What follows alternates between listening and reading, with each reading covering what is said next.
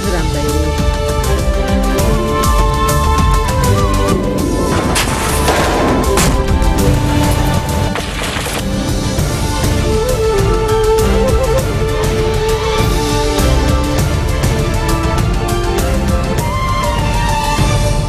Good afternoon, you're watching the English newscast on Future Television. I'm Linda Tamim and these are today's top stories.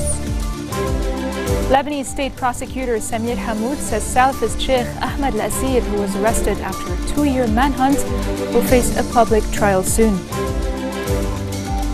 Former Prime Minister Saad Hariri congratulates security forces for successfully arresting the Salafist Sheikh.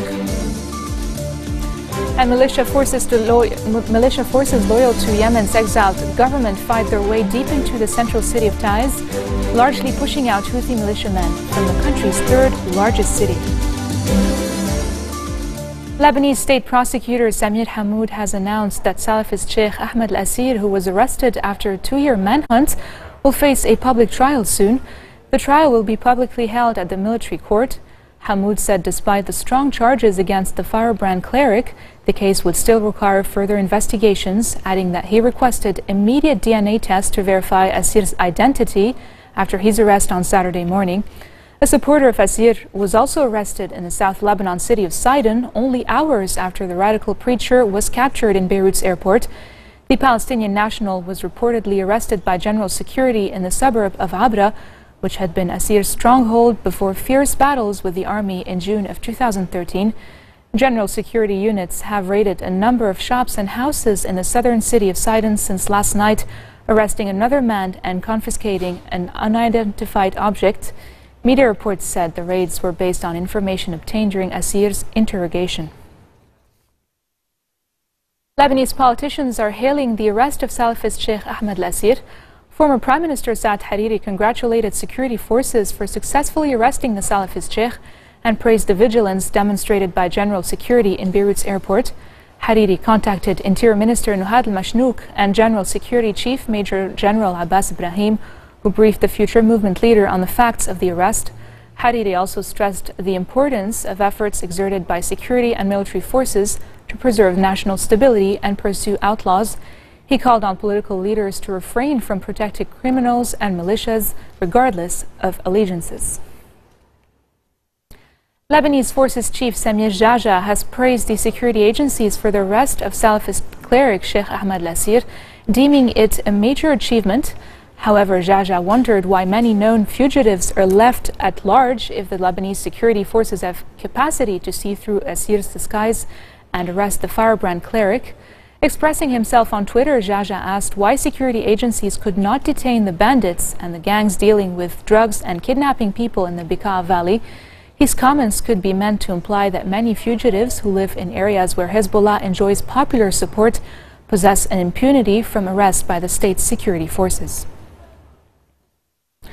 Kuwaiti authorities added the name of a 5th person to 4 others already detained earlier this week on suspicion of being members of a Hezbollah-linked terror cell. A Kuwaiti Al-Anba newspaper cited a security source as saying that a 5th suspect, who worked as an instructor at a technical school, was captured in Al-Jabariya area on Friday. The other 4 who were apprehended earlier this week were also being interrogated over their alleged involvement in the case. The security source added that Lebanese authorities were handed a list of names of Lebanese citizens suspected of smuggling weapons to the terror cell. Al-Anba says Kuwaiti investigations concluded that weapons confiscated from the cell were recently manufactured, dismissing reports that claimed they were leftovers from the Iraqi invasion of Kuwait in 1990. The report says the detained suspects admitted that they had conducted training in Lebanon on the use of weapons and explosives.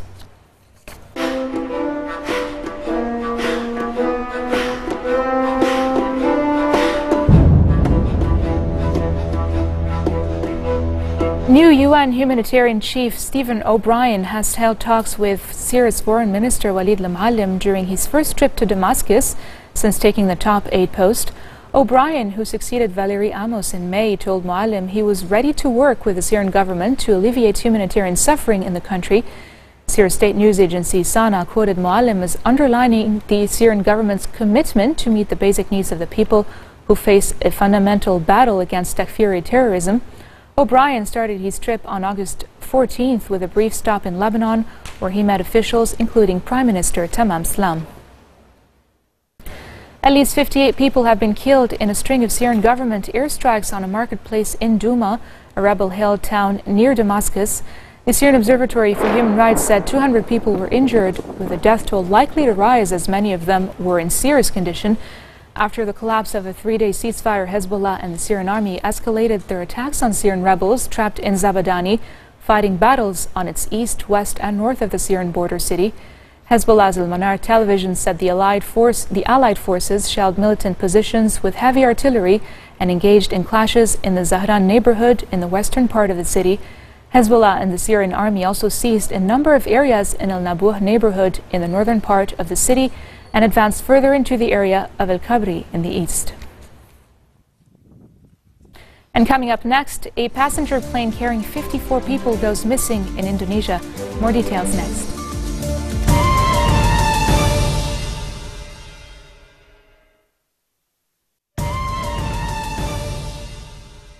Welcome back. Ali's father calls him Miracle Ali. The Syrian toddler's parents, along with 40-day-old Ali, who suffers from Down syndrome, were on board an overcrowded fishing boat when it capsized less than 12 hours after departure from Libya to go to Italy. Ali and his parents survived with one life jacket and a piece of wood from the shipwreck. What his parents witnessed will always be with them. Survivors of the latest Mediterranean shipwreck arrived to Italy's shores with horror written on their faces. Around 600 boarded in Libya. Only 367 survived. الناس طبعا اغلبيتها ماتت، يعني قدامنا اللي كانت موجوده على متن المركب الاغلبيه عم تشوفوا انت ميت قدامك ميت. يعني ما اخذوا ممكن 10 دقائق الناس اللي انقلبت فيهم الباخره، اقل من 10 دقائق حتى، وكانوا ميتين.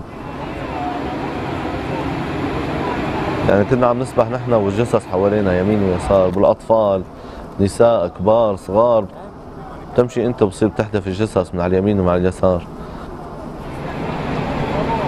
This is 40-day-old Ali being taken off the rescue ship.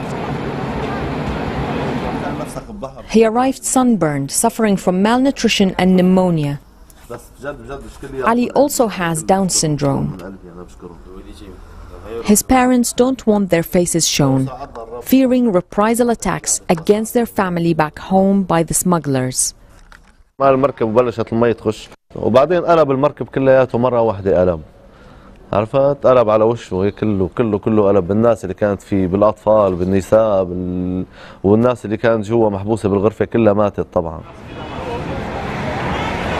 طبعا ال600 هدول ما فيهمش حتى 100 لابس سترة نجاة.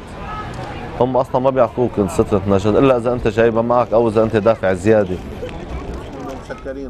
One life jacket and a piece of wood from the shipwreck was the family's lifeline.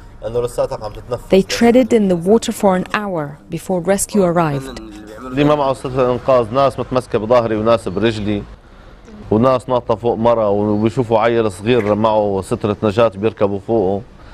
في النهاية الروح غالية، يعني إجباري بده يعمل هيك، مو بإيده هالشيء، هذا الشيء مو بإيد البني آدم، الخوف. Ali is now being treated for pneumonia. Once he's better, the family will move on, leaving behind their nightmare at sea. And still on the issue, clashes have broken out between migrants on the Greek island of Kos amid complaints that some nationalities have been getting preferential treatment in processing as migrants continue to struggle to get food and water. Under international law, people fleeing war have greater rights than economic migrants. Overwhelmed, the Greek government sent a passenger ferry to act as a temporary registration center off the island, and the vessel took hundreds of migrants to Athens on Friday. Another boat was preparing to take a load of Syrian migrants to the mainland, but was yet to start operating. The authorities said migrants of all nationalities would be processed. Libya's internationally recognized government has appealed to Arab countries to carry out airstrikes against ISIS. The appeal comes as Islamic State group jihadists beheaded 12 people and hung them on crosses during a battle for the coastal city of Sirte on Saturday. The fighting for control of Sirte, hometown of slain dictator Muammar Gaddafi, has been raging since Tuesday, with one top Libyan diplomat warning of a massacre in the city. The government also called for an end to the arms embargo imposed since 2011. The Arab League said it will hold an emergency meeting on Libya on Tuesday. Militia forces loyal to Yemen's exiled government have fought their way deep into the central city of Taiz, largely pushing out Houthi militiamen from the country's third largest city. The tribal fighters seized a mountaintop citadel and an intelligence headquarters in battles with the Houthis and allied Yemeni army units, who control 2 military bases in the city. Tank battles and airstrikes have rocked Taiz since April, when the militia forces backed by Gulf Arab warplanes rose up against the Houthis. The combat has left much of the city in ruins and its residents pinned down inside their homes. More than 4,300 people have died in the conflict as hunger, disease and suffering have spread in the impoverished country. The United Nations envoy to Yemen, Ismail Ould Sheikh Ahmed, has been shuttling between warring sides, including the Houthis' representatives in neighboring Oman, in an attempt to secure Houthi withdrawals from cities and spare Yemen's ancient capital from a devastating final battle.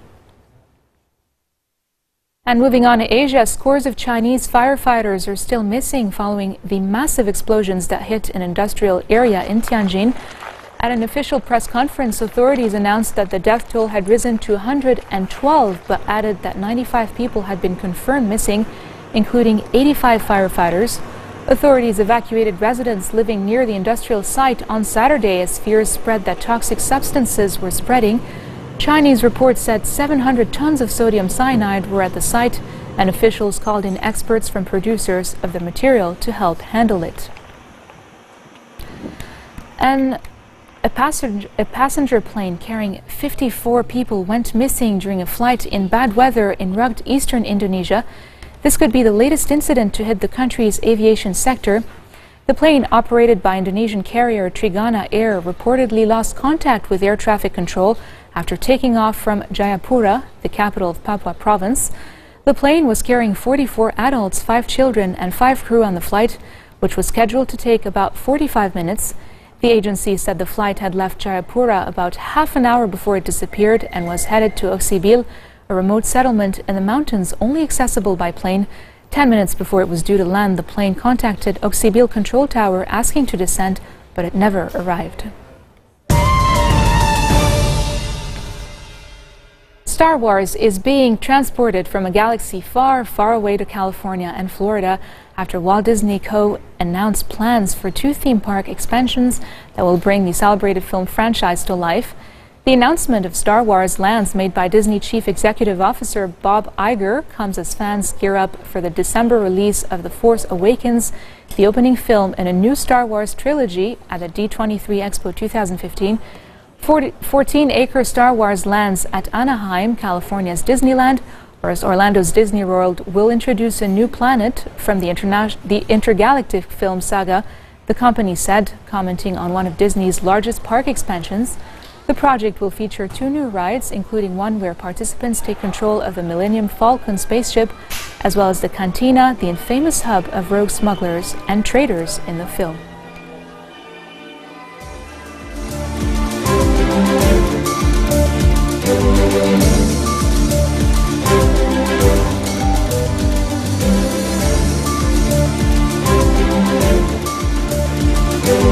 Those in the U.S. should definitely check it out.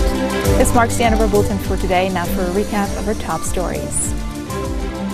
Lebanese state prosecutor Samir Hammoud says Salafist Sheikh Ahmed Al-Asir, who was arrested after a 2-year manhunt, will face a public trial soon. Former Prime Minister Saad Hariri congratulates security forces for successfully arresting the Salafist Sheikh. And militia forces loyal to Yemen's exiled government fight their way deep into the central city of Taiz, largely pushing out Houthi militiamen from the country's 3rd largest city. Those are your headlines for this weekend. I'm Lina Tamim, and I thank you all for tuning in today. See you tomorrow.